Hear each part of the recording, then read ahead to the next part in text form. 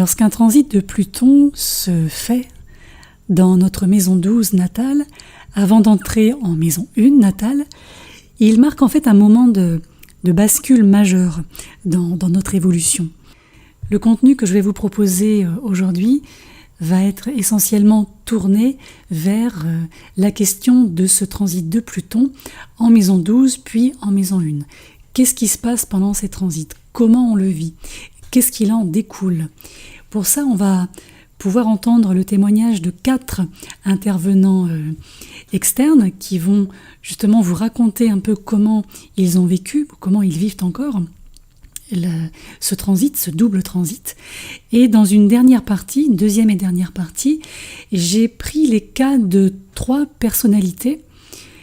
En l'occurrence, il s'agit de Marilyn Monroe, Simone Veil, pas la philosophe mais la femme politique, et le comédien, l'acteur Gérard Depardieu. Et vous allez voir à quel point chaque personne, que ce soit nos intervenants externes à nous, donc nos auditeurs qui ont accepté de témoigner, et ces 3 personnalités qu'on ne connaît que de l'extérieur, bien sûr, ont justement vécu tout ça en fonction de leur bagage, évidemment, de leur trauma et de leur capacité à rebondir. En fait, c'est un passage initiatique profond, souvent silencieux, mais d'une intensité assez rare comparativement aux autres transits en maison. C'est celui de la mort intérieure suivi de la renaissance du moi véritable. Comme on le sait, Pluton ne fait jamais les choses à moitié. Il a tendance à détruire ce qui est illusoire pour révéler ce qui est essentiel. Et dans ces 2 maisons, il agit à la fois comme un alchimiste et comme un juge karmique, c'est-à-dire qu'il dissout le passé avant de permettre à l'âme de recréer une nouvelle identité.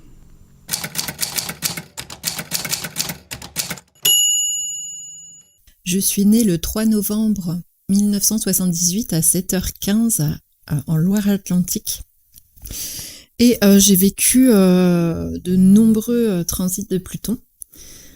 Parce que Pluton est en balance dans ma maison 12 et j'ai un ascendant Scorpion.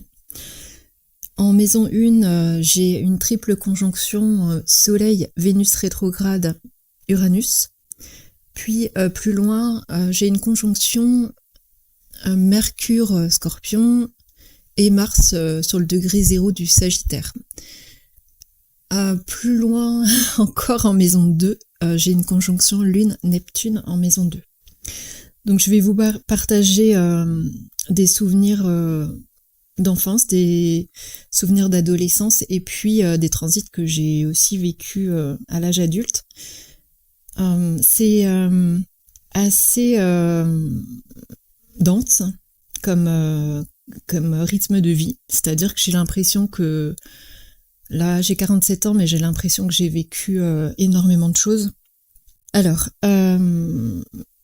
Pluton est donc au milieu du signe de la Balance chez moi en maison 12. Et donc, le premier transit qu'il a fait, c'est la conjonction avec mon ascendant. Et ça a été représentatif d'événements dans ma vie. Ça a coïncidé avec la grossesse de ma petite sœur et sa naissance, ainsi qu'un déménagement. Seulement, en fait, mon soleil est relativement proche de l'ascendant, ce qui fait que, vu toutes les conjonctions que j'ai, c'est assez difficile d'identifier les effets qu'ont fait Pluton sur l'une ou l'autre planète ou sur l'ascendant par exemple, parce que tous ces points sont relativement proches, mais il y a quelques lignes qui se dessinent quand même. Donc voici pour l'ascendant. En fait, mon enfance a été marquée globalement, si on synthétise, par une relation toxique avec ma mère. C'est-à-dire que par exemple, à 2 ans, je faisais des fugues. Donc j'avais déjà un instinct de vie assez développé et ce sont des comportements qu'on ne voit pas tellement chez des enfants de cet âge-là.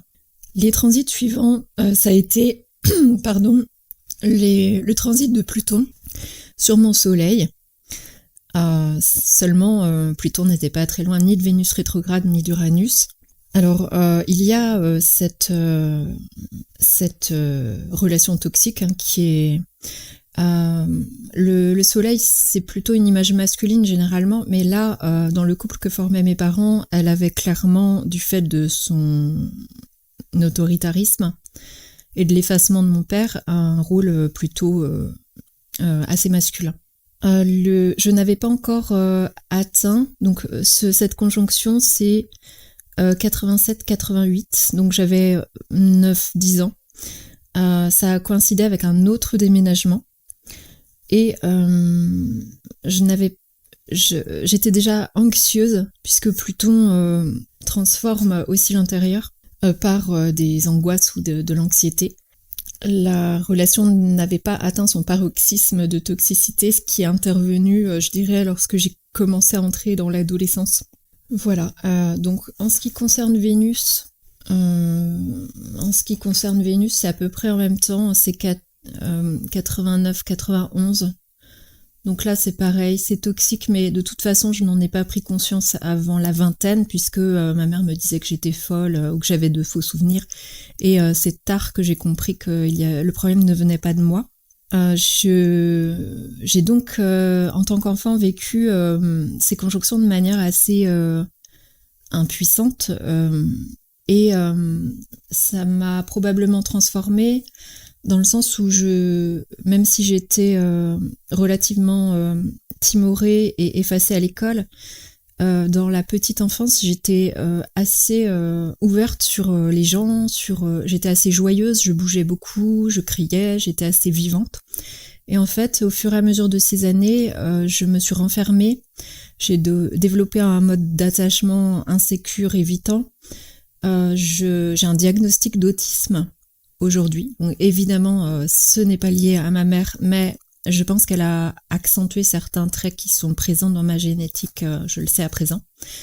Et je suis devenue de plus en plus timide. Je me suis détournée aussi des autres enfants. Donc, c'est-à-dire, par exemple, à 5 ans, j'interagissais avec des enfants au camping. Et pendant toute ma scolarité, jusqu'à cette période de 89-91, je n'avais aucun ami à l'école.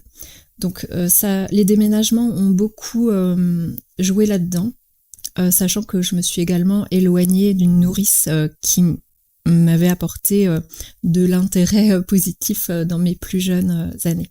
Donc voilà pour le transit sur Soleil-Vénus. Uranus, je dirais que c'est le côté imprévisible de ma mère, dont la colère pouvait tomber à tout moment. Donc on marche sur des œufs, mais on ne sait pas quand et pourquoi ça va tomber. Donc j'attribuerais la conjonction d'Uranus à Soleil-Vénus, autour de ça. Alors, plus tard, il y a eu un transit de Pluton sur la conjonction Mercure-Mars, qui est juste à cheval sur le 29e degré du Scorpion et le degré 0 du Sagittaire. Et là, donc, nous sommes en 1994-1995. Donc là, je suis au lycée. Et eh bien, ça a eu un effet positif ce transit a eu un effet positif, deux effets positifs versus un effet négatif. L'effet négatif, c'est une plus grande anxiété avec des symptômes anxieux qui ont augmenté environ un an avant le bac. Je faisais beaucoup de sport aussi. Je pense que Pluton en transit sur Mars a donné ces années de compétition, etc. Alors que je ne suis pas quelqu'un d'extrêmement doué en sport ou compétitive, mais du coup je pense que ça vient plutôt de Pluton, ces années où j'ai été amenée à participer à des compétitions. Et puis à un moment j'ai été blessée et je n'ai plus pu faire ce sport, et là l'anxiété en plus du bac et de l'orientation et de ma mère qui était devenue extrêmement toxique au moment où je me suis transformée en jeune fille et qu'elle voyait que j'allais partir en plus après les études, c'est monté en flèche, donc beaucoup d'anxiété.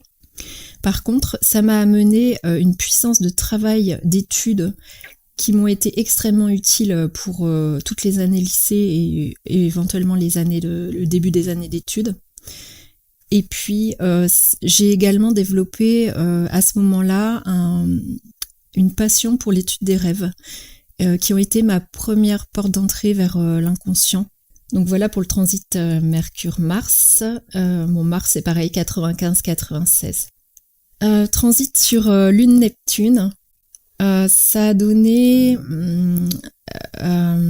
la conjonction en 99-2000. C'est une première séparation avec la mère parce que j'ai un petit ami et que j'ai du travail. Donc je déménage définitivement. Mais je suis entrée dans une relation de couple au moment de ce transit aussi, qui à la fois a apporté des moments positifs mais assez illusoires. Neptune est chez moi conjoint à la Lune. C'est-à-dire que ça a été une relation qui est devenue toxique et où il y avait des petites choses qui n'étaient pas tout à fait normales. Voilà. Donc pour la conjonction Lune-Neptune, c'est en maison 2. Donc là, évidemment, ma situation matérielle s'est considérablement améliorée puisque j'ai touché mes premiers salaires. Voilà. Donc pour les transits de Pluton. J'ai écouté le précédent audio et j'ai vu que la remise en cause de mon engagement professionnel qui est double actuellement ressemble fortement à la jeune femme qui a vécu un carré Pluton au soleil natal. Donc je pensais que c'était l'inversion de mes nœuds lunaires actuellement qui me faisait commencer à vivre ça. Mais là je pense que je vais devoir prendre sur moi pendant plusieurs années avant de pouvoir dénouer ma situation professionnelle. Donc c'est probablement la suite concernant le carré de Pluton au Soleil, Vénus rétro et Uranus. J'aime ma vie actuellement, j'ai énormément changé évidemment. Et en conclusion, ayant vécu certaines énergies de Pluton en interne et en externe, je trouve que ce sont des énergies qui sont très éloignées du Scorpion, où j'ai mon ascendant et mon Soleil. Je ressens beaucoup plus Mars dans mes énergies Scorpion, parce que Pluton me paraît vraiment être au-delà, et vraiment même au-delà de l'archétype du Scorpion, qui correspond aussi au transgénérationnel, donc sur lequel je travaille énormément. Pluton en maison 12, qu'est-ce que ça donne en transit ? Alors on le sait, la maison 12, c'est la zone du zodiaque la plus mystérieuse. C'est la maison qui est en lien avec le signe des poissons, techniquement. Elle abrite les mémoires inconscientes, les peurs enfouies, les dettes karmiques, mais aussi les dons spirituels, les compétences spirituelles héritées d'autres vies. Et quand Pluton entre dans cette maison, il agit comme une force de purification. Et tout ce qui a été nié, refoulé, oublié, en fait, se retrouve ramené à la conscience pour être libéré. Alors c'est souvent une période de crise, silencieuse ou moins silencieuse, tout dépend, d'isolement ou de perte, apparente ou symbolique. Souvent c'est quelque chose qui se termine. On peut aussi avoir l'impression que quelque chose se termine sans vraiment comprendre quoi ou comprendre pourquoi. C'est là où les structures intérieures, nos croyances, nos relations, nos situations aussi qui appartiennent au passé, s'effritent lentement. Et c'est là où Pluton retire, couche après couche, strate après strate, les masques de la personnalité conditionnée qui était la nôtre pour préparer une renaissance du soi profond. Sur le plan psychologique, Pluton en maison 12, comme je vous le disais, confronte à la peur de la dissolution, la peur du vide, la peur du lâcher-prise aussi, et il va mettre à nu les mécanismes d'évitement. Dépendance, tentative de fuite, ou fuite tout court d'ailleurs, comportement autodestructeur et j'en passe. En fait, cette phase, elle nous oblige à accepter notre propre impuissance et à reconnaître que, en fait, la véritable transformation ne vient pas du contrôle, mais de l'abandon à un processus beaucoup plus large que soi-même. Et c'est là où on a l'inconscient qui travaille beaucoup aussi, qui devient le terrain de travail principal, avec des rêves très forts, des souvenirs enfouis qui remontent eux aussi à la surface, des synchronicités, des choses comme ça. Et les émotions que l'on traîne, j'ai envie de dire, depuis longtemps, qui sont accrochées à nous, souvent des émotions telles que la honte, la culpabilité, le sentiment d'exil, de n'appartenir à nulle part, à personne, à rien, tout ça, ça remonte pour être transmuté.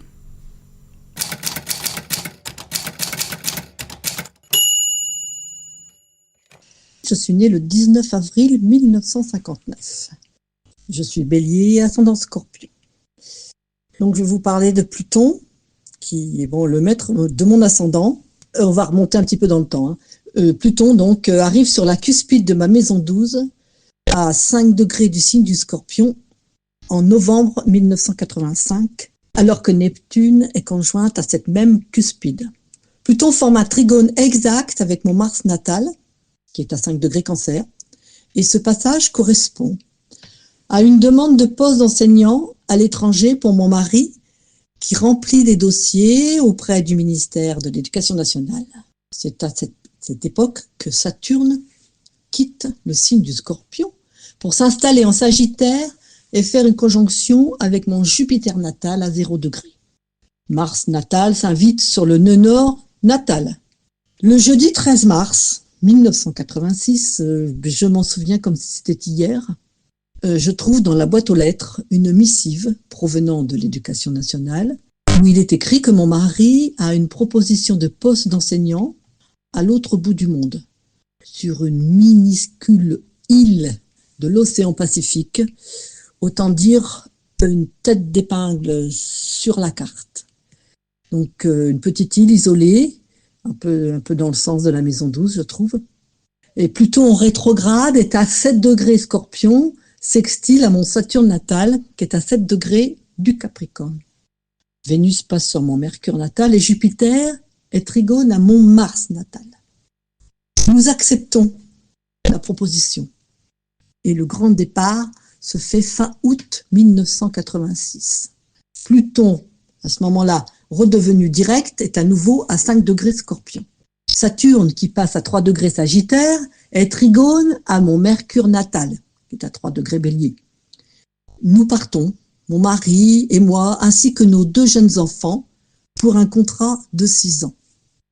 En janvier 1988, Pluton fait un sextile à la cuspide de ma maison 10, elle-même en conjonction avec ma lune natale à 12 degrés Vierge.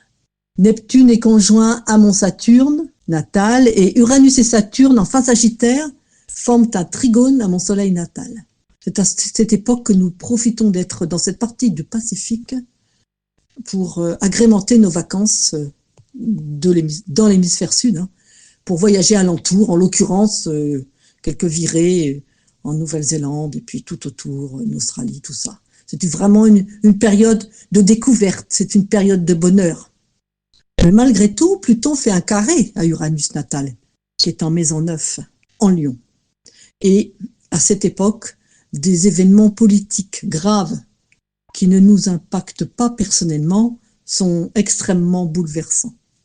En août 1989, de nouveau, Pluton à 12 degrés Scorpion. Nous faisons la connaissance d'un couple qui va agrémenter mon quotidien.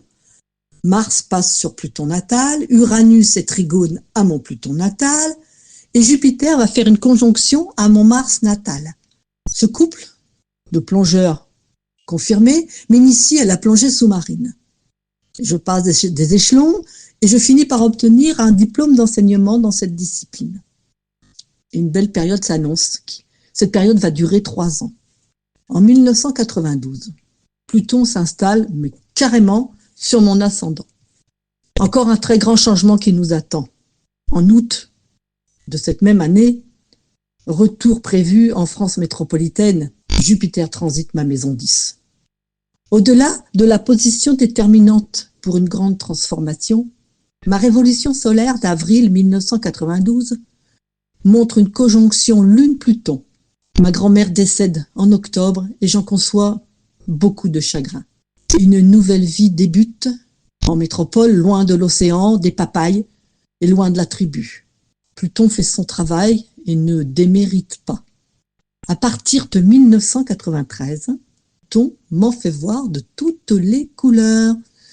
Au niveau familial, matériel, les soucis s'installent.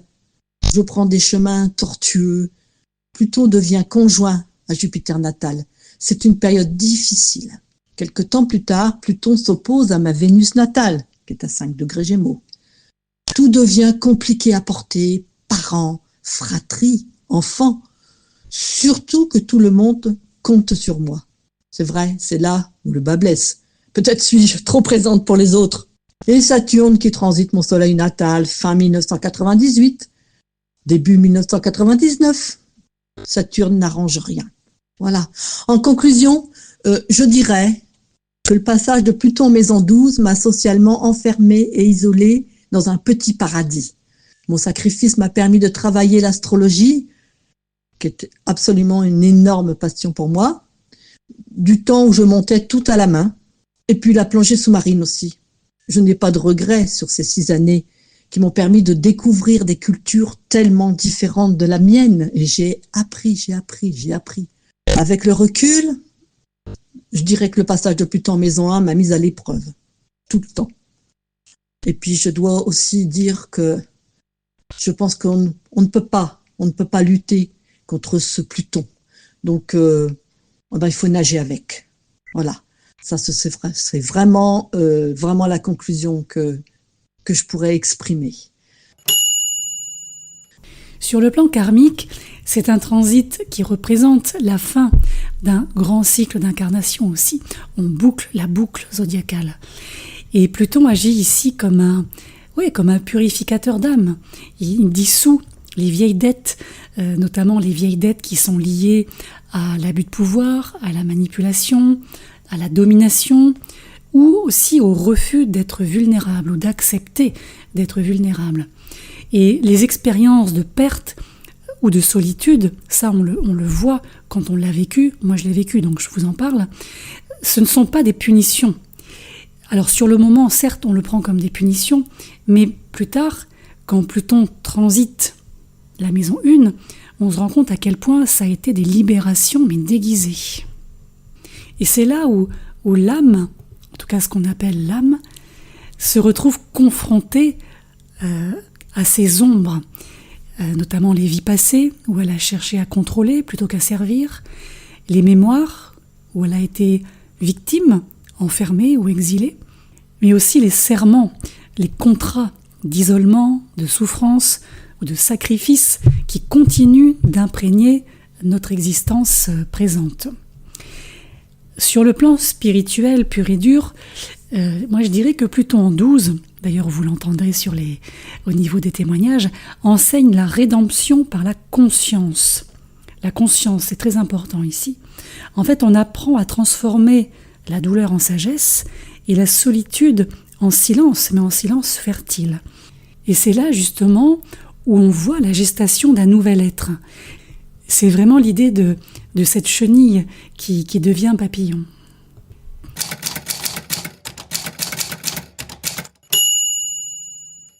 Je suis née le 18 août 1959 et je suis du signe du Lion, ascendant Sagittaire.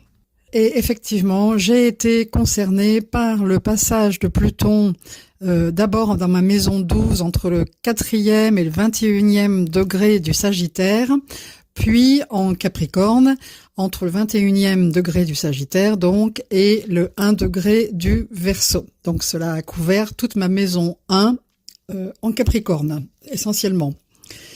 Pendant la première période, ce Pluton s'est retrouvé en carré par rapport à Mars, Vénus et Pluton natal.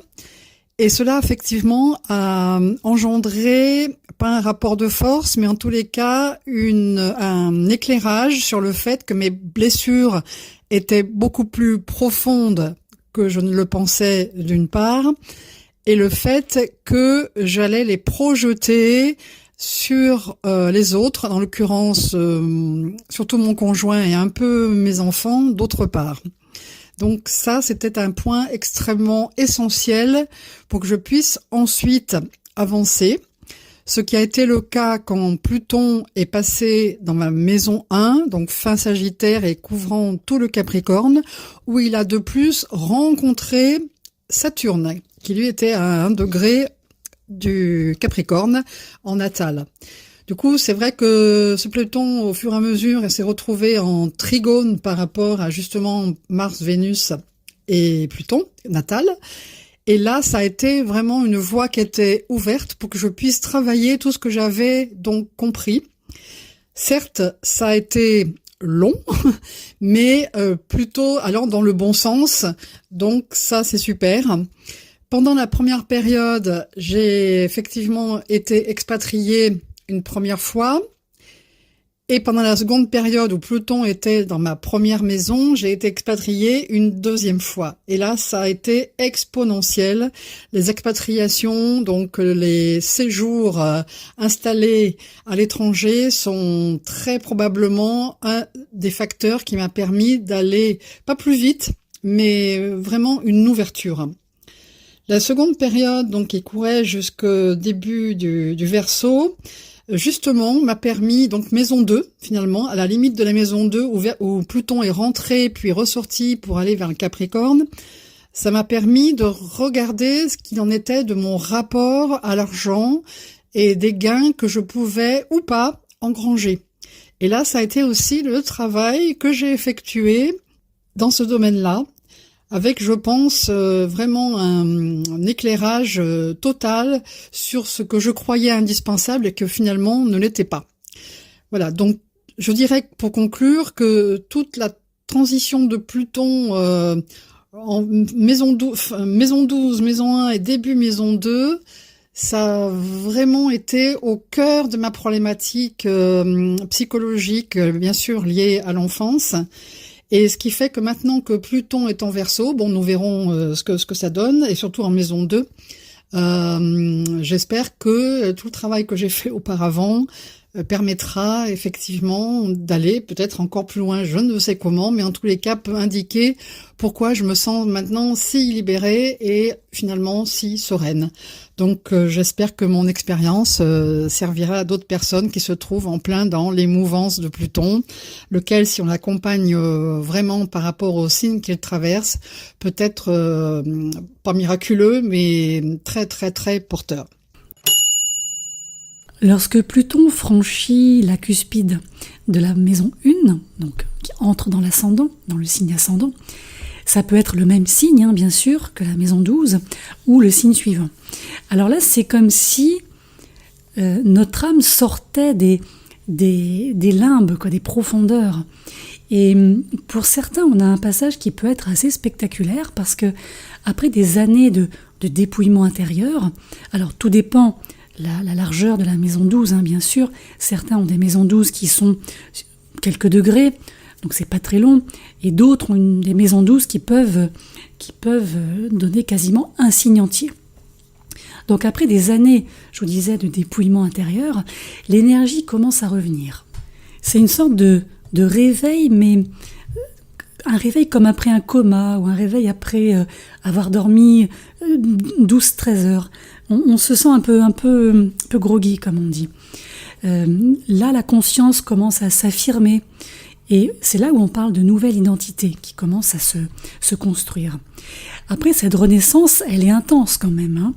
C'est comme si Pluton, ici, nous demandait « Mais qui tu es, toi, vraiment, quand tout ce que tu croyais être a disparu ?» Bonne question. Et c'est là où on voit que ce transit marque le début d'un nouveau cycle de vie. Et c'est là où on dit souvent que c'est le moment de redéfinir son chemin, si on peut le faire, de reprendre le contrôle, mais cette fois avec une sorte de sagesse, je dirais, qui est née de la traversée du vide. Ça, j'en parlerai avec l'exemple de Simone Veil en deuxième partie. On peut en fait, sur le plan intérieur, considérer Pluton en maison 1, en transit, comme une mue identitaire profonde. On ressent en fait un besoin impérieux d'authenticité. C'est pas possible de continuer à jouer un rôle, à porter un masque, à faire semblant. Et tout ce qui n'est pas aligné avec ce que l'on est ou avec qui on est, du verbe être, s'effondre naturellement. Et c'est là où le caractère devient plus puissant, plus magnétique. Mais attention, parce que cette force doit être utilisée avec conscience. On a la tentation de l'ego renaissant qui est pas loin, vouloir tout contrôler, s'imposer à tout prix. Tout ça, ça peut refaire surface. Et ça, je vous en parlerai avec l'exemple de Gérard Depardieu, aussi en fin de podcast. Pluton, tout simplement, enseigne ici le pouvoir du rayonnement et pas de la domination. Alors pour certains, c'est aussi une période où le corps change. Ce corps qui devient le véhicule de la transformation. Donc l'énergie vitale se concentre et la présence se densifie. Sur le plan purement karmique, le passage en maison 1, c'est un peu la naissance d'un nouveau karma en quelque sorte, parce que l'âme quitte le cycle de réparation, donc la maison 12, pour entrer dans un cycle de création consciente, la maison 1. Et là, elle écrit une page neuve de son histoire. Ce qu'elle décide, ce qu'elle incarne, ce qu'elle ose, devient la matrice de son avenir. Et d'ailleurs, les dons spirituels, ou les compétences, comme j'ai plutôt tendance à dire, spirituelles, qui sont éveillées en maison 12, vont se transposer ici dans la matière. Mais là aussi, c'est un pouvoir qui doit être manié avec responsabilité. Donc on peut parler de moments de test karmique ici. Le fait d'utiliser le pouvoir retrouvé pour servir la vie et non pas pour dominer. Agir avec conscience, parce qu'on sait que chaque choix a un effet démultiplié, l'effet boule de neige. Et c'est aussi créé depuis ce qu'on pourrait appeler l'amour et non pas depuis la peur.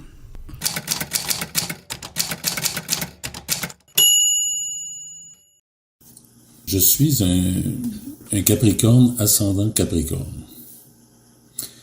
avec une très grande maison 1 qui commence à 9 degrés du Capricorne et qui s'étale jusqu'au 24e, pratiquement, en plus même jusqu'au 27e degré du Verseau. Alors moi, c'est un chemin de croix, c'est un transit de Pluton qui a commencé en 2013, en janvier 2013, qui est arrivé dans ma maison 1. Mais avant d'aller là, je voudrais quand même parler de son transit en maison 12 dans mon cas. Ce que ça l'a impacté. Moi, en 2004, je vais prendre une grosse décision dans ma vie professionnelle. J'étais gestionnaire, ce qu'on appelle un cadre dans une grosse compagnie ici. Et en janvier 2004, j'avertis mes patrons que je vais retourner comme simple employé, puis c'est pas, je dis pas ça de façon péjorative, là, mais j'abandonne mon poste de direction pour retourner comme ouvrier à l'intérieur de l'usine avec mon coffre d'outils, voilà. Et c'est un droit que j'avais dans ma convention. Je décide de prendre cette décision-là, qui va m'amener une vie plus normale, moins stressante. Voilà. Je prends ça en janvier 2004 pour mes 40 ans. 2 mois plus tard, il passe un article pour une grosse pièce de théâtre qu'on faisait ici dans ma région, un spectacle professionnel. On demandait des gens qui avaient de l'expérience en chant, en théâtre ou en danse de venir auditionner. J'ai aucune expérience dans rien de les 3 matières que je viens de vous dire et je me présente aux auditions. Je passe le dernier et j'ai un rôle et je vais jouer 20 représentations dans l'été et voilà qu'une carrière artistique arrive à l'âge de 40 ans dans ma vie, qui était un souhait de toujours de pouvoir faire du théâtre. Je l'avais souhaité, mais j'étais vraiment pas dans ce domaine-là. Et de fil en aiguille, toute la traversée de Pluton dans ma maison 12 jusqu'en 2013, je vais enchaîner contrat sur contrat. C'est presque pendant une décennie, ici localement, je vais devenir très populaire. Je vais faire 4 théâtres d'été au niveau professionnel, une multitude de spectacles. On me demande pour des textes, pour faire de la rédaction, pour lire, je fais du bénévolat, je vais faire des lectures dans des centres de personnes, pour les personnes plus âgées. une éclosion artistique tardive de 40 à 50 ans. À 50 ans, au niveau professionnel, on m'offre une retraite, une pré-retraite. Mon employeur m'a fait une offre pour sortir prématurément à la retraite à 50 ans. J'accepte. Je fonce dans ça. Et tout ça va s'arrêter juste un petit peu après ma retraite. J'ai pris la retraite en 2013 et Pluton va rentrer dans ma maison 1 en 2013. Et ça va commencer par une séparation douloureuse. C'est le premier cadeau que j'ai reçu à la fin de mon 2012. Une relation passionnelle, une relation d'1 an, mais qui a pris une fin brutale. Premier cadeau de Pluton dans ma maison 1 en 2013. En 2016, la perte de ma mère, qui était quand même une maladie qui est arrivée vite, qu'on n'a pas vu venir, et moi qui perds tous mes repères, et là, je suis en plein transit de la maison 1. J'ai de la misère à me sortir la tête autour de l'eau, au-dessus de l'eau, comme on dit. Je vis des choses difficiles, j'ai des coupures d'amitié brutales. En fait, j'étouffe. J'ai une pression qui est comme quelque chose qui martèle sur moi constamment. En 2015-2016 aussi, c'est pas longtemps après que Pluton soit rendu dans ma maison natale. En plus que 2016, j'ai la perte de ma mère. J'ai des différends avec ma directrice artistique qui, elle, me commence à me mettre de côté, on va dire sur les lignes de côté. Et tranquillement, toute la décennie d'éclat de théâtre que j'ai vécu pendant tout le transit de ma maison 12 s'effondre et m'amène ailleurs. Et je suis, par la force des choses, je suis obligé de pratiquement faire une croix sur ma carrière artistique. Tout cet élan-là va s'effondrer. Quand il va transiter mon soleil au 26e degré du Capricorne, c'est-à-dire vers, si je regarde bien les dates, 2022 environ, j'ai une offre d'emploi, 2 offres d'emploi qui rentrent coup sur coup à l'espace d'1 mois et demi de différence, en enseignement, faire du remplacement, quelque chose que je me serais jamais attendu dans ma vie, et faire de la radio. Et à 59 ans, bientôt 60, au lieu de prendre la passion, la radio qui était moins payante, j'ai pris l'enseignement, j'ai été avec la raison. La raison a remporté sur la passion, à 60 ans, à l'aube de mes 60 ans. J'ai pris l'enseignement et ma vie publique au niveau artistique est pratiquement terminée à ce moment-là. Et là, on commence. Et là, mais tout ça pour vous dire que là, présentement, ce que j'ai peur, c'est que le 27 janvier prochain, 2026, il va y avoir une conjonction Pluton-Mars au 3e degré du Verseau. Et c'est là que mon Mars natal est situé. Et il va être en plein là. Et la journée qu'il va être là, il va être en conjonction avec Pluton. Alors, si vous me demandez si je suis craintif, je suis obligé de dire oui. Je me dis que c'est tout un hasard qu'au moment où Pluton va transiter la position de mon Mars natal, mon Mars natal va être en conjonction à cet endroit-là. Mais par contre, il y a une astrologue avec qui j'ai communiqué, une autre astrologue j'ai beaucoup de respect aussi pour elle, je ne veux pas la nommer, là, on n'est pas ici pour faire de la publicité, mais elle m'a dit une phrase que je vais vous lire et qui reflète bien les transits de Pluton en maison 1. Elle m'a dit, plus on change à l'intérieur, moins les événements extérieurs sont impactants. C'est un conseil que je vous donne.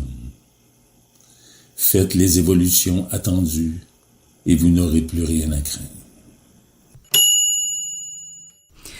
Pluton en maison 1, c'est donc la renaissance du moi essentiel. L'âme ici se retrouve libérée de ses chaînes passées, et tant mieux, et devient capable d'incarner sa puissance, mais dans la matière. La maison 1, c'est le bélier, techniquement. Donc on passe des poissons au bélier, un peu comme en ce moment avec Neptune, par exemple. C'est une forme de seconde naissance, avec ça, non biologique évidemment, mais bien plutôt spirituel. Là, on apprend à vivre selon une nouvelle vérité intérieure, en quelque sorte, à agir depuis les profondeurs et à rayonner, mais sans chercher à convaincre envers et contre tout. Donc en conclusion, moi je dirais que ce transit Pluton 12-1, c'est vraiment la puissance d'une métamorphose totale. Et comme on le sait, peu de transits sont aussi transformateurs que celui de Pluton de la maison 12 à la maison 1. Il marque, comme on l'a vu, le passage de l'ombre à une forme de lumière, et je dis bien une forme, du passé au présent, ou à une forme de nouveau présent, et de la dissolution à la création, ou à une forme de création ou de recréation. Là, on a vraiment cette âme qui traverse une mort, alors symbolique ou réelle, on le verra avec le cas de Marilyn Monroe, ensuite renaît plus consciente, plus libre, plus entière, ce qui n'a malheureusement pas été son cas. Le pouvoir retrouvé n'est donc pas celui de la domination, mais celui de la présence. Et c'est vrai que c'est un transit qui fait souvent de la personne un passeur. C'est-à-dire que la personne n'est plus définie par ce qu'elle a perdu, mais par ce qu'elle incarne désormais. Dans la deuxième partie que je vais vous proposer dès maintenant, je vais commencer par Marilyn Monroe, parce que Marilyn Monroe, c'est, je trouve, en tout cas de mon point de vue, le thème natal, la carte du ciel natal la plus plutonienne qui existe dans sa tragédie. Marilyn Monroe a un Pluton natal qui se trouve pile sur la cuspide de la maison 12. Donc on va regarder un petit peu tout ça. Je vais vous donner un petit peu mon... Alors non pas mon sentiment, parce qu'ici je ne donne pas non plus forcément d'avis, mais la façon dont on peut, en partant d'une carte du ciel, des transits, donc ici maison 12, maison 1, et de ce fameux Pluton, de voir un peu comment les événements vécus, donc là on n'invente rien, les événements vécus font écho justement à ce type de transit. Marilyn Monroe en fait n'aura vécu sa vie que sous un transit de Pluton en maison 12 et un transit de Pluton en maison 1. L'année, le mois même où elle est morte, donc début juin 1962, Pluton touche sa cuspide de maison 2. Pluton transite sa maison 12 dans le signe du Cancer de sa naissance jusqu'à l'année 1943-1944. Donc là, on est entre l'adolescence et la jeune adulte, où là, on est vraiment dans les thématiques propres à Pluton 12, dissolution, karma familial, inconscient. Ici, elle est vraiment l'exemple type des thèmes plutoniens, l'héritage transgénérationnel lourd, l'enfance marquée par le secret, par l'abandon, l'invisible, les traumas, les métamorphoses intérieures silencieuses. Marilyn était quelqu'un qui ne parlait pas beaucoup quand elle était très jeune, et on a aussi comme on le sait, cette dissolution de l'identité avant une vraie renaissance. Sur le plan événementiel, comment ce transit de Pluton en 12 s'est manifesté ? Alors elle vit vraiment exactement ce que ce Pluton symbolise. On a déjà cet abandon maternel, cette instabilité familiale, une mère qui est schizophrène, qui est internée très régulièrement. Elle est placée, Marilyn, très souvent en foyer d'accueil, en orphelinat, et du coup ressent cette certitude pour elle d'être sans racines, sans forcément comprendre pourquoi. Et c'est vrai que Pluton en 12 ici libère et révèle les blessures invisibles du clan familial. On a aussi les violences, les traumas enfouis. Maintenant on le sait, c'est quelqu'un qui a vécu des abus durant son enfance, et pas qu'un seul, des abus qu'elle évoquera plus tard. Ce sentiment de ne pas être en sécurité aussi dans le monde. Donc elle se réfugie beaucoup dans la lecture, dans le théâtre, dans la psychanalyse plus tard aussi, mais au départ, c'est plutôt cette sensation de ne pas savoir où on est et de ne pas savoir, de ne pas connaître son appartenance. Et c'est là où Pluton lui demande de plonger dans l'obscurité psychique. Elle, ses mécanismes de karmiques de survie sont assez simples. C'est la construction d'une identité qui repose sur cette notion de survie. On a cette hypervigilance émotionnelle et on a aussi ce fantasme d'aller se réfugier dans l'imaginaire et le rêve, comme je viens de l'évoquer. Donc au fur et à mesure que le transit se déroule, quand elle arrive autour de 14-15 ans, elle développe une sensibilité profonde, un monde intérieur riche qui va ensuite prendre en ampleur beaucoup plus tard. Et on a aussi cette endurance psychologique exceptionnelle, le fait d'essayer de se battre à chaque fois contre des gens, contre des états psychiques qui ne sont pas toujours forcément positifs. Mais en fait, on a quand même la graine de la future icône qui se forme dans l'ombre. Et c'est la période où finalement l'âme de Marilyn meurt à l'innocence, et on sait pourquoi maintenant, et on comprend mieux, pour préparer cette renaissance flamboyante. Et pour cause. Quand Pluton traverse la cuspide donc de la maison 1, on est en 1943-44, comme je vous disais, et va entrer en maison 1, évidemment, et va déployer ce transit jusqu'à sa mort. Comme tout à l'heure je vous disais, au moment où Pluton entre en maison 2, Marilyn décède. Donc ici on a cette notion de renaissance identitaire, de puissance personnelle et d'émergence publique. Alors là, c'est vrai que vers 16-17 ans, elle passe de Norma Jean à Marilyn Monroe. Et c'est vrai que c'est l'une des signatures les plus emblématiques du passage de Pluton sur l'ascendant. Ce changement identitaire passe même par un changement de nom. Elle ne veut plus qu'on l'appelle Norma Jean. Alors ici, il se passe quoi concrètement? Il y a pas mal de métamorphoses personnelles. On a un mariage précoce qui ressemble à une porte de sortie du système d'accueil. Elle épouse un jeune homme qu'elle connaît à peine. Bon, ça lui permet de sortir de ça. On a bien évidemment la transformation corporelle, le changement de style que l'on connaît. On a aussi ce début du parcours de mannequin, puis de comédienne. Là, on voit bien que Pluton, par son transit en maison 1, forge cette nouvelle identité à travers la puissance et surtout le contrôle, mais le contrôle de son image essentiellement. Et c'est là où elle arrive à créer ce personnage mythique, cet archétype de la femme fatale, lumineuse, ce magnétisme irrésistible, cette sexualisation consciente comme outil de pouvoir. On en parle encore en 2025, on en parlera encore longtemps après nous. Donc il y a vraiment cette notion de renaissance, un peu comme un phénix, mais un phénix glamour en maison 1. Et c'est vrai que cette femme porte vraiment cette dualité plutonienne. On a à la fois la puissance très charismatique, qu'on l'aime ou on ne l'aime pas, on le sait que c'est charismatique, et en même temps on a toujours cette fragilité émotionnelle qui est tapie dans l'ombre de la maison 12. En quelque sorte, Marilyn porte ses blessures, mais paradoxalement, ce sont des blessures qui la propulsent en avant. C'est un peu le « je deviens ce que je veux, peu importe ce qu'il m'en coûte ». C'est un peu ça l'idée.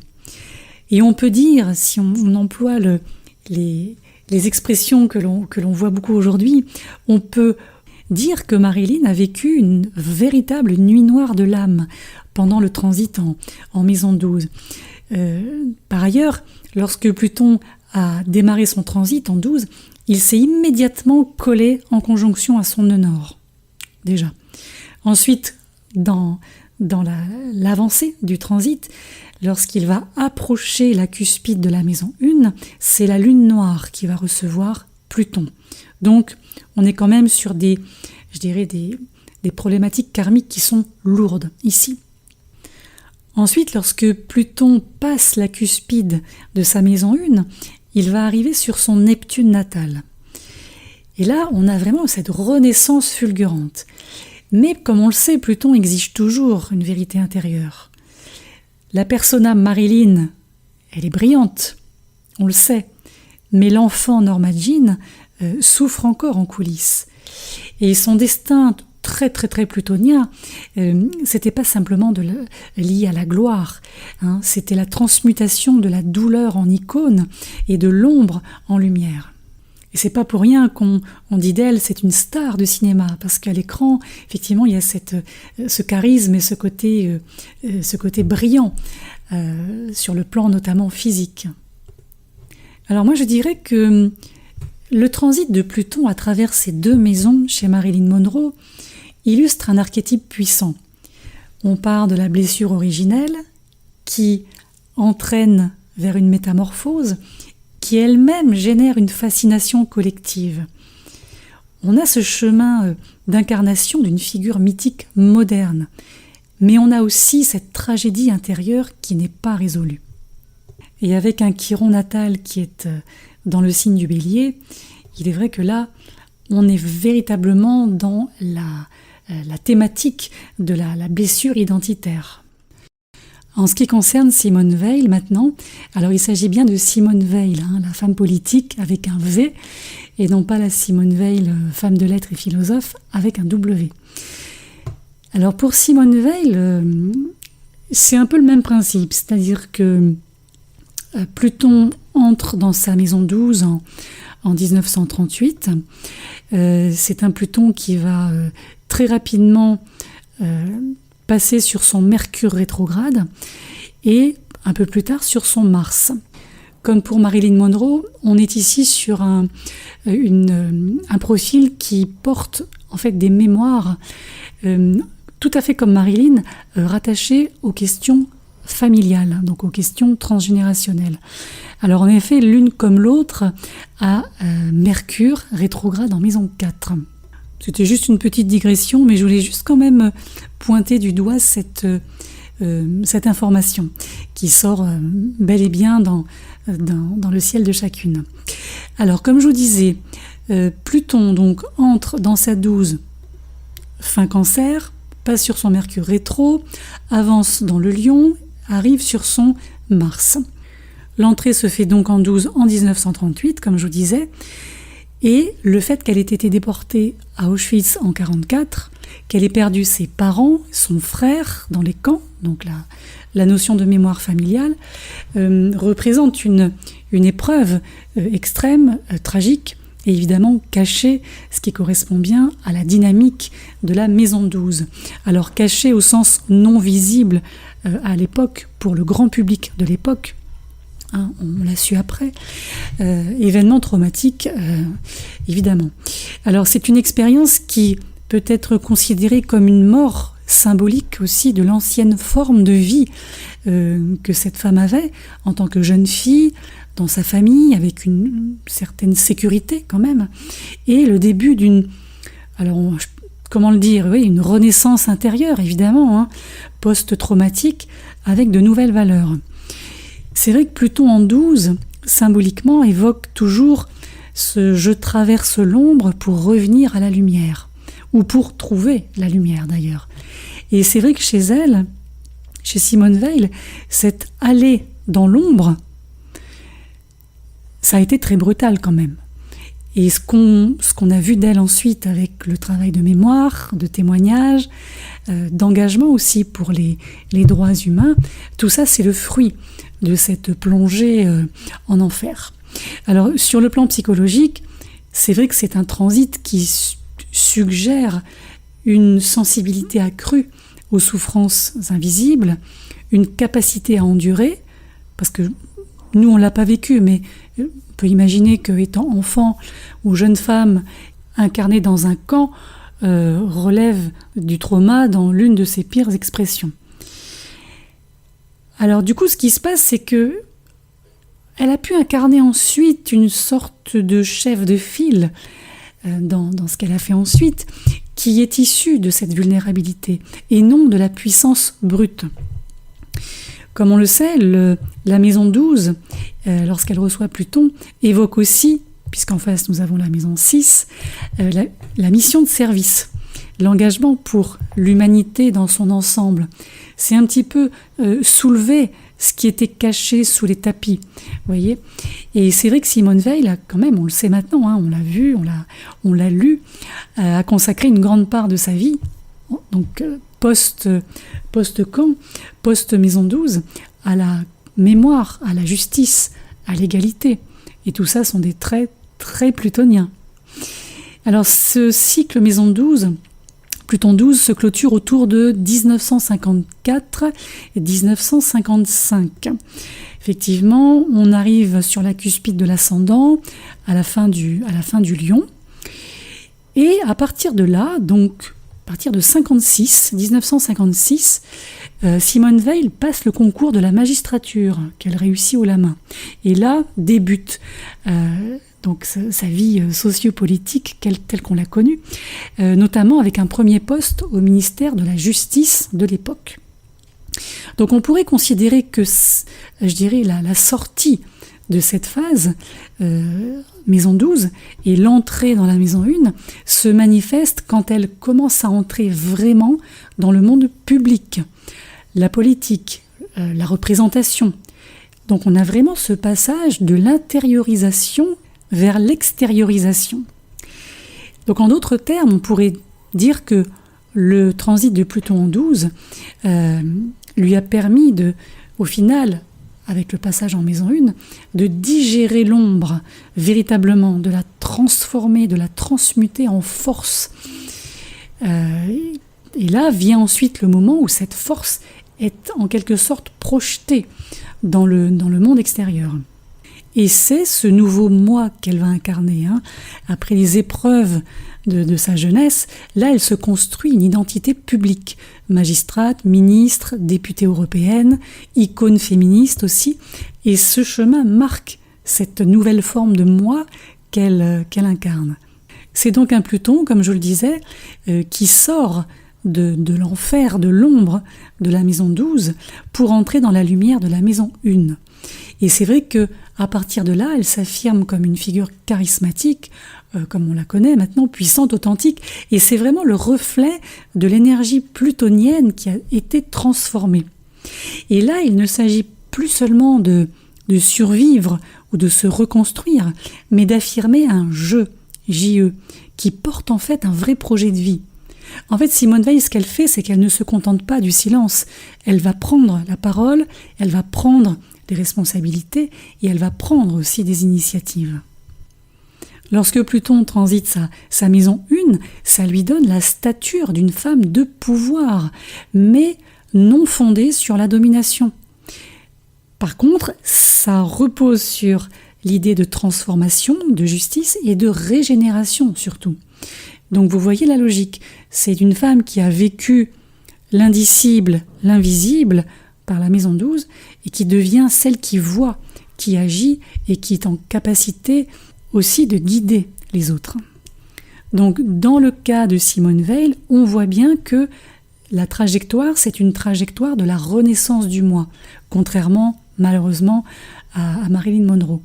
C'est-à-dire d'une condition de victime survivante, on passe à celle de leader engagé. C'est une transformation qui n'est pas linéaire, évidemment, mais plutonienne. Donc c'est jamais linéaire avec Pluton. On est sur la destruction de l'ancien, le nettoyage, au sens symbolique bien sûr, puis l'émergence d'un nouveau moi. Et en fait, cette femme incarne ce que Pluton en Maison 1 permet. C'est devenir cette version de soi plus puissante et beaucoup plus intégrée. Et c'est là où je trouve que son parcours est remarquable parce que sur le plan psychologique, on voit que la souffrance n'est pas seulement subie, et Dieu sait qu'elle aurait pu l'être. Elle est par contre, inversement, transformée en responsabilité et aussi en service. Bon, sachant que la Maison 6 de Simone Veil démarre en fin Capricorne, dirigée par Saturne. Voilà. Elle porte donc bien la notion de responsabilité avec un R majuscule, je dirais, vis-à-vis d'elle-même déjà, mais aussi vis-à-vis des autres. J'ajouterai que de toute façon, Simone Veil est une personne qui connaît bien Pluton, puisqu'à la naissance, Pluton est en conjonction à son soleil natal, et cette conjonction est très très proche de la cuspide de la maison 12. Donc c'est quelque chose qu'elle connaît, de la dire que c'est quelque chose qu'elle maîtrise, j'irai pas jusque-là, mais en tout cas, c'est une conjonction qui lui donne cette force en maison 11, en Cancer, de se régénérer déjà elle-même et ensuite de pouvoir en faire, en quelque sorte, profiter l'humanité, je dirais. Entre Simone Veil et Marilyn, il n'y a en fait qu'un an d'écart. Marilyn Monroe est née en 1926, Simone Veil en 1927. Et il est vrai qu'à cette période, donc à la fin approximativement des années 1920, on trouve Pluton qui flirte avec le nœud nord. On a le nœud nord qui est en Cancer, qui va passer toute la zone Cancer, il va ensuite arriver en Gémeaux. Donc c'est vrai que l'une comme l'autre ont cette conjonction aussi Pluton-nœud nord. Donc ce qui n'est pas anodin dans une vie, puisque ça indique bien que ce sont des vies, des existences qui sont rattachées à une histoire beaucoup plus large, beaucoup plus collective et de fait historique pour nous. Avec Gérard Depardieu, c'est un peu différent. Alors en effet, c'est différent parce que déjà au niveau des placements au natal, à contrario de Marilyn Monroe et Simone Veil, ici on a un profil qui est très très très maison 1.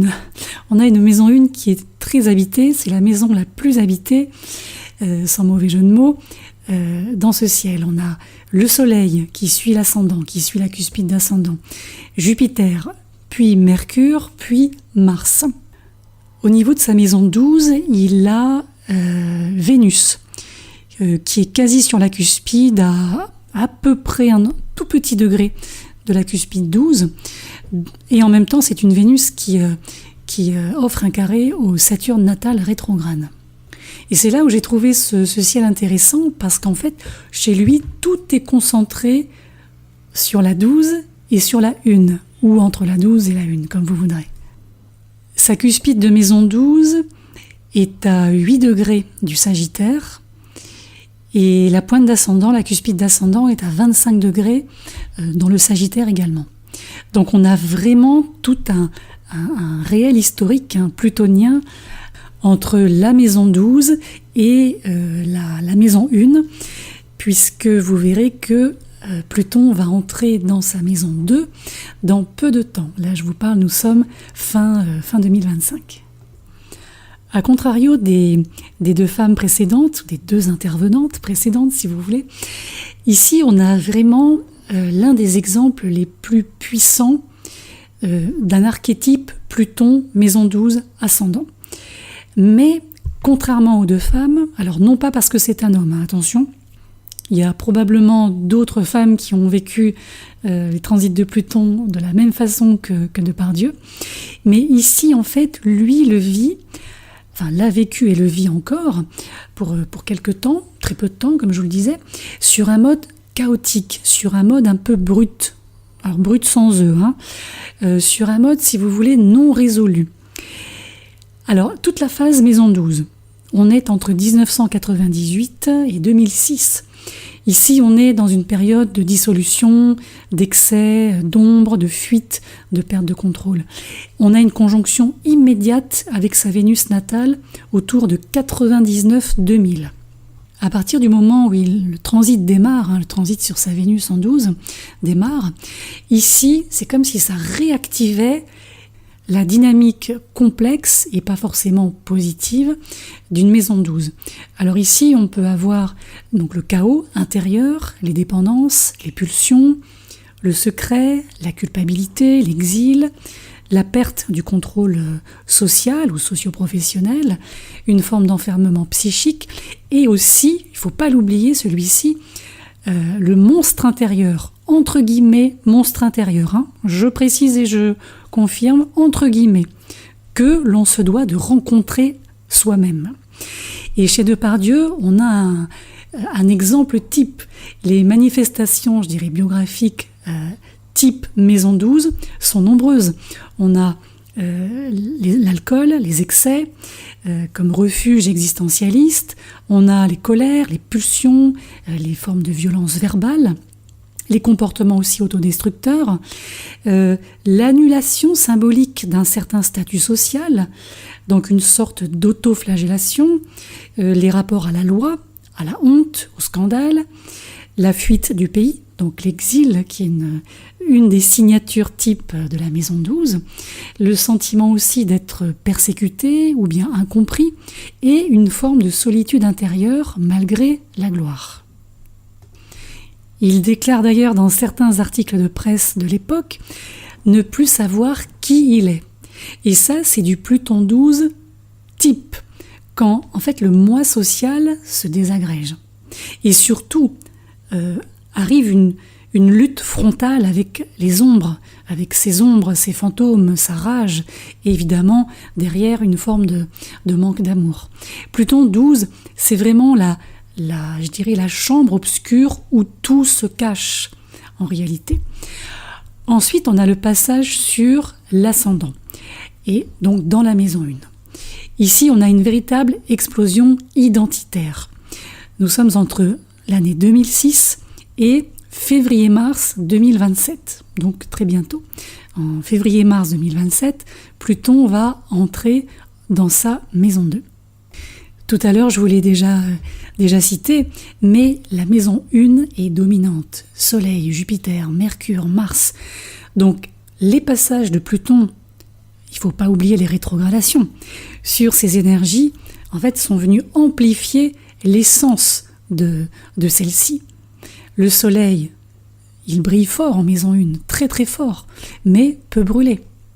Jupiter, quant à lui, c'est l'abondance, c'est le plus, c'est toujours plus, c'est une forme de réussite aussi sociale, mais Jupiter, on peut tomber facilement justement dans les excès et dans le trop-plein, tout ce qui déborde.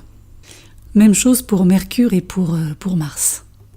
Pour rappel, l'ascendant, en tout cas la zone ascendant, cuspide incluse, représente l'identité visible, le masque que l'on peut porter aussi dans le monde, et c'est donc la manière dont on entre dans le monde. Et quand Pluton passe à la fois sur la cuspide, puis se déploie dans la maison 1, Pluton, qu'est-ce qu'il fait ? Il démasque, il révèle, il intensifie, il vient fracturer un ancien soi ou un ancien moi. Il vient en fait imposer une persona qui est transformée, voire même sauvage. Et chez Depardieu, c'est un passage qui semble s'être fait, je dirais, sans filtre, sans sublimation. On a vu l'hyperexposition médiatique, ce personnage très gargantuesque, incontrôlable. On a une identité très ogre, comme dans les contes de fées, au lieu d'une identité, par exemple, d'un sage ressuscité. On a quelqu'un qui parle comme il pense, on a une parole qui n'est pas politiquement correcte, donc on a un « je suis » excessif. En fait, lui, il ne renaît pas en phénix, mais il explose comme un volcan. Il ne se reconstruit pas, mais il déborde, du fait des placements en maison 1 au natal. En fait, c'est un Pluton en maison 1 qui ne domestique pas ou qui n'arrive pas à domestiquer sa puissance. Et plus Pluton a avancé dans cette maison 1, là, comme je vous disais, il arrive au bout, plus on a vu cette personne dans l'impulsivité, la provocation, la démesure, avec ce refus des règles, refus de la morale, en tout cas morale publique, une hyper-virilité un peu archaïque comme ça, et cette déchéance médiatique avec une sorte de persona monstrueuse, très, très gargantuesque, comme je vous disais, assumée, avec une perte progressive de l'empathie d'une partie du public. Donc on voit bien que lui ne canalise pas Pluton, contrairement à Simone Weil. On n'a pas une trajectoire vélienne là. On a un Pluton qui règne en maître. Et en fait, lui, Depardieu, le laisse régner. On n'est pas dans la résilience et la lumière ici.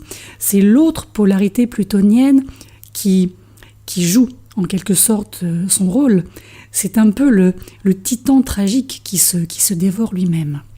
Pluton est quand même passé sur le maître d'ascendant, qui est Jupiter.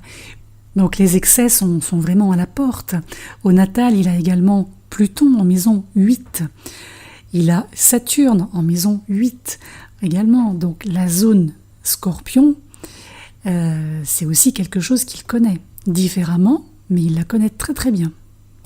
Si on devait par exemple lui donner l'image d'un dieu, ce serait le Dionysos moderne. Il y a ce génie instinctif, il y a cette facilité de jeu instinctive, ce rapport obsessionnel au corps, au plaisir, à la chair, mais toujours ce retour incessant au chaos intérieur, cette incapacité finalement de s'asseoir dans la lumière. Il y a le plaisir dans la transgression. Encore une fois, je vous parle du Scorpion avec la maison 8. Il a également en Scorpion pour le coup là sa lune natale qui est en maison 11. Donc on a vraiment derrière tout ça, je pense, un besoin d'être aimé, apprécié, regardé, mais l'incapacité à se l'autoriser en quelque sorte. Donc pour moi c'est un destin qui montre la manière dont le transit de Pluton entre la 12 et la 1 n'est pas intégré. Avec une transmutation réussie, comme on l'a vu pour Simone Weil, on passe de l'ombre à la conscience, de l'humilité morale à la puissance. C'est l'idée du phénix, ou l'image du phénix. Quand on a comme ça un débordement qui est un peu raté, il faut bien le dire, l'ombre, justement, passe au débordement. L'ego surchargé se transforme en implosion sociale, et là on a effectivement une sorte de minotaure qui surgit de nulle part. Donc on pourrait dire que Depardieu, lui, n'a peut-être pas voulu descendre pour renaître. Il reste entre les deux mondes, dans la tension, la démesure et probablement la blessure. Et au lieu d'être purifié, transmuté et de fait pacifié, lui, il est magnifié, déformé et au final consumé. Voilà, moi je voulais juste vous présenter ces 3 exemples types, en tout cas caractéristiques d'un transit plutonien double, maison 12, maison 1, en fonction du vécu, évidemment, de chacune de ces personnes. Évidemment, il faut prendre aussi en compte l'époque, bien entendu. C'est toujours quelque chose qu'il faut faire, ne jamais prendre un ciel isolément de son époque. Mais au-delà de ça, sur le plan purement psychologique et événementiel, on voit bien la façon différente dont chacun a avancé et dont chacun a utilisé aussi les énergies plutoniennes. Et on l'a bien vu, parfois on peut agir, parfois on ne peut pas. Alors quand on ne peut pas agir ou qu'on a vraiment une limitation de cadre, comme on l'a vu, c'est essentiellement en maison 12, avec Pluton qui transite la 12, alors qu'à partir du moment où il va entrer dans la maison 1, là on a quand même en général une marge de manœuvre qu'on n'a pas en maison 12. Donc des possibilités par exemple, alors des opportunités aussi, c'est peut-être un bien grand mot avec Pluton en maison 1, mais en tout cas cette notion de renaissance d'une façon ou d'une autre qui permet de s'extraire de la maison 12 et de laisser derrière ce qui doit rester derrière.